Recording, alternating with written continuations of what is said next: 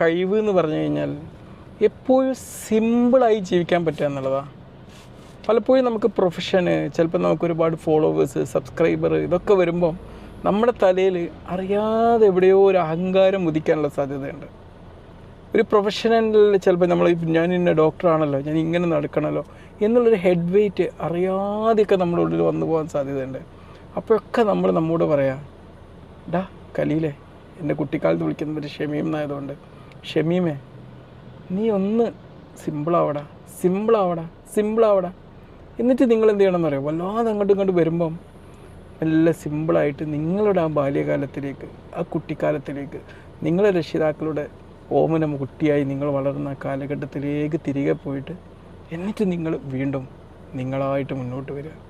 ഒരിക്കലും പ്രൊഫഷനോ അല്ലെങ്കിൽ നിങ്ങൾക്ക് കിട്ടുന്ന ഫോളോവേഴ്സോ സബ്സ്ക്രൈബറോ ഉണ്ടാക്കുന്ന അഹങ്കാരത്തിൻ്റെ ട്രാപ്പിൽ പെട്ടുപോകരുത്.